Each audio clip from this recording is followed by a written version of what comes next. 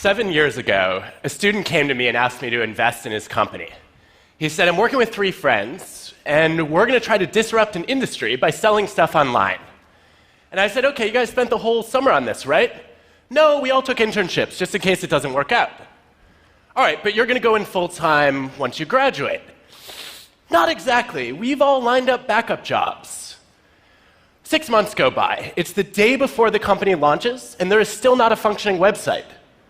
You guys realize the entire company is a website. That's literally all it is. So I obviously declined to invest. And they ended up naming the company Warby Parker. They sell glasses online. They were recently recognized as the world's most innovative company and valued at over $1 billion. And now, my wife handles our investments. Why was I so wrong? To find out, I've been studying people that I come to call originals. Originals are nonconformists, people who not only have new ideas, but take action to champion them. They're people who stand out and speak up. Originals drive creativity and change in the world. They're the people you want to bet on, and they look nothing like I expected.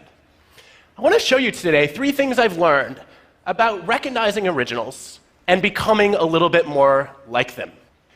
So, the first reason that I passed on Warby Parker was they were really slow getting off the ground. Now, you are all intimately familiar with the mind of a procrastinator. Well, I have a confession for you. I'm the opposite. I'm a precrastinator. Yes, that's an actual term. You know that panic you feel a few hours before a big deadline when you haven't done anything yet? I just feel that a few months ahead of time. So this started early. When I was a kid, I took Nintendo games very seriously. I would wake up at 5 a.m., start playing, and not stop until I had mastered them. Eventually, it got so out of hand that a local newspaper came and did a story on the dark side of Nintendo, starring me.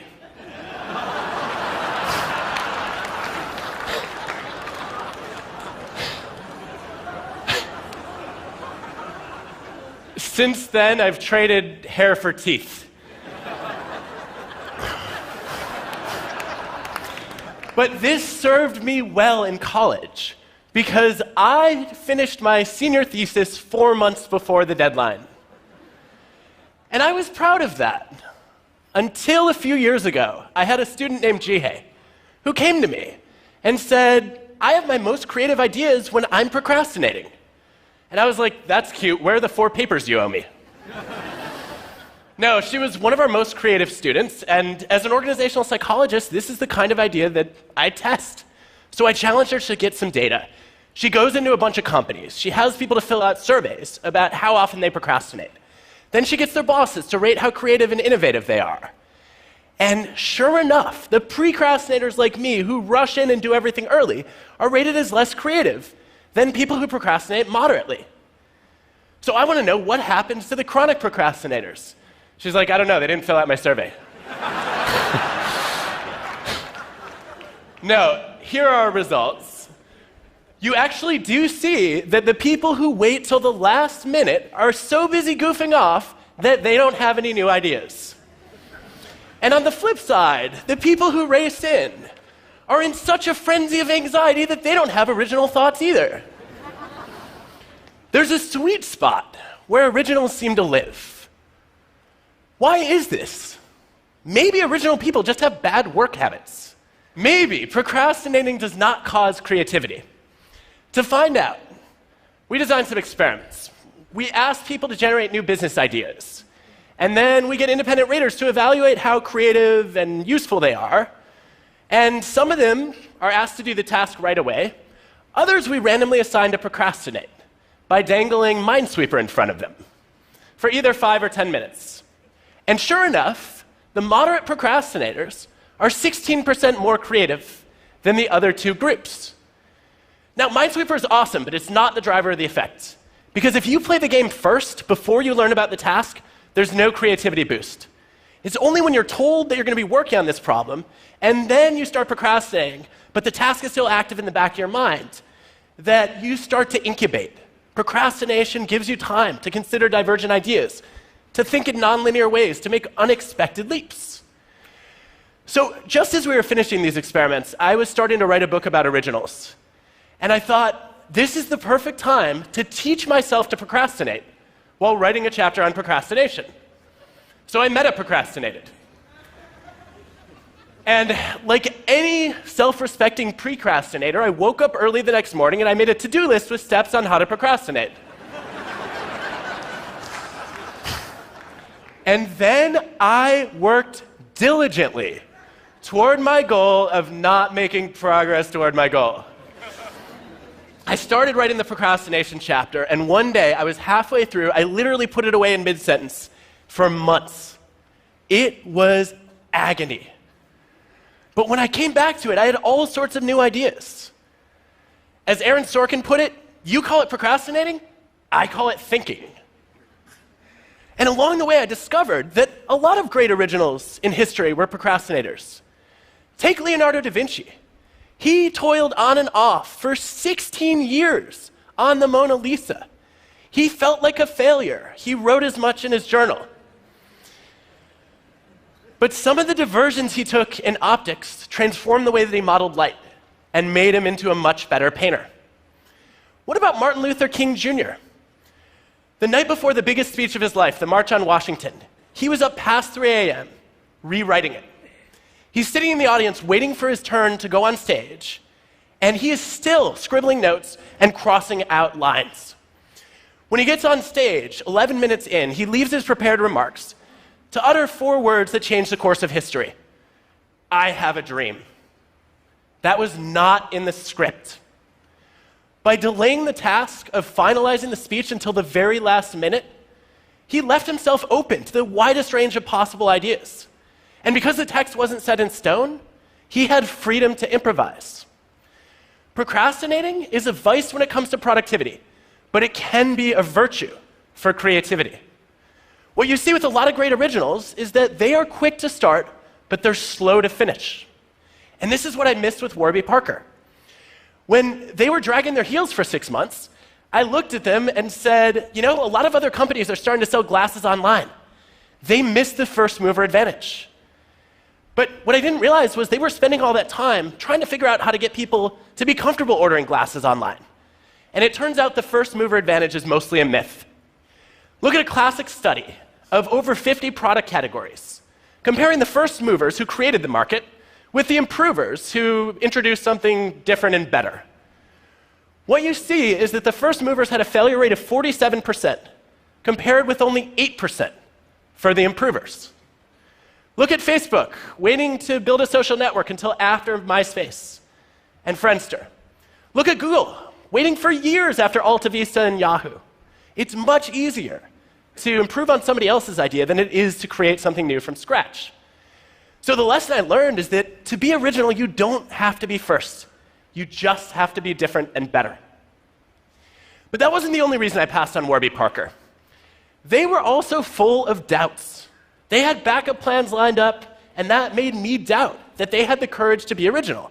Because I expected that originals would look something like this. Now, on the surface, a lot of original people look confident, but behind the scenes, they feel the same fear and doubt that the rest of us do. They just manage it differently. Let me show you. This is a depiction of how the creative process works for most of us.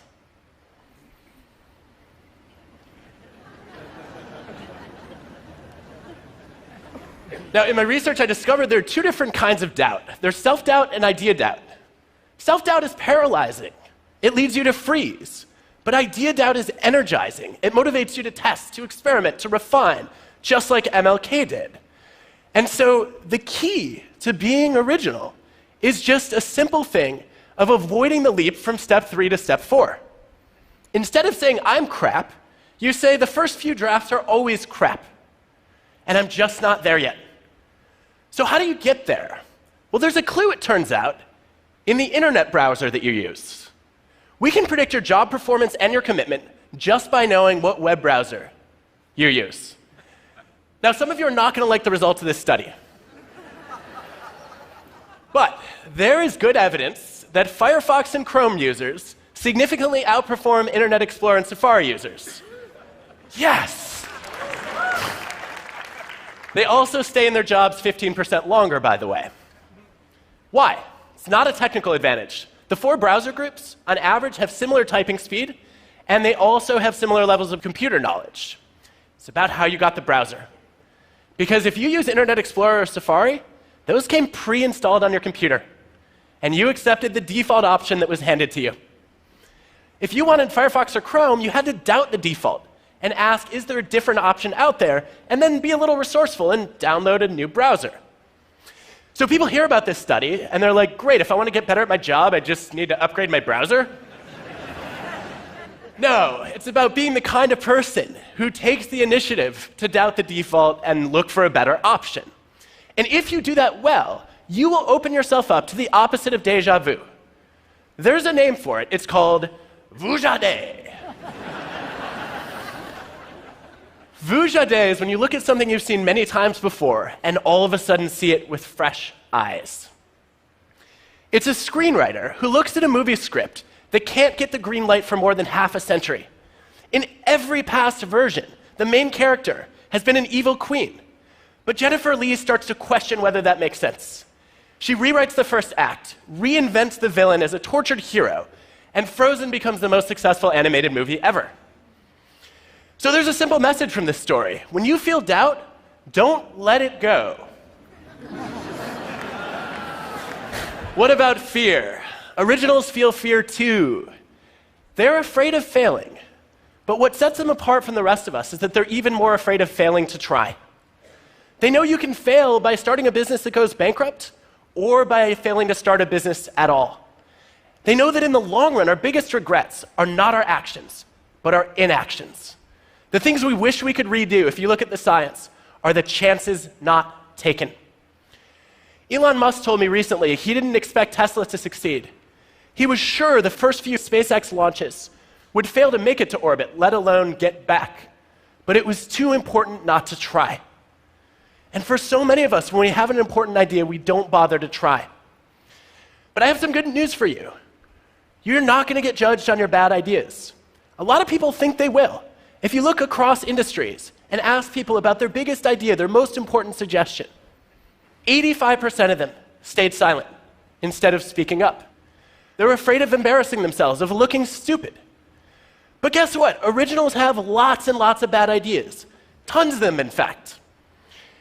Take the guy who invented this. Do you care that he came up with a talking doll so creepy that it scared not only kids but adults too? No, you celebrate Thomas Edison for pioneering the light bulb. If you look across fields, the greatest originals are the ones who fail the most, because they're the ones who try the most. Take classical composers, the best of the best.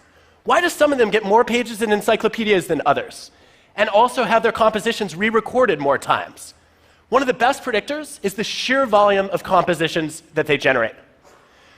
The more output you churn out, the more variety you get, and the better your chances of stumbling on something truly original. Even the 3 icons of classical music, Bach, Beethoven, Mozart, had to generate hundreds and hundreds of compositions to come up with a much smaller number of masterpieces. Now, you may be wondering, how did this guy become great without doing a whole lot? I don't know how Wagner pulled that off. But for most of us, if we want to be more original, we have to generate more ideas.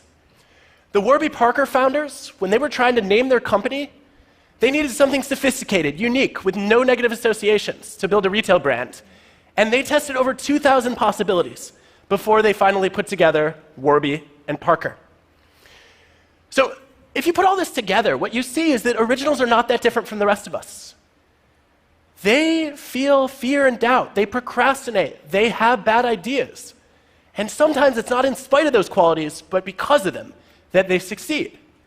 So when you see those things, don't make the same mistake I did. Don't write them off.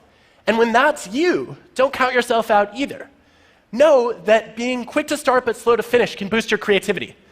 That you can motivate yourself by doubting your ideas and embracing the fear of failing to try. And that you need a lot of bad ideas in order to get a few good ones. Look, being original is not easy, But I have no doubt about this. It's the best way to improve the world around us. Thank you.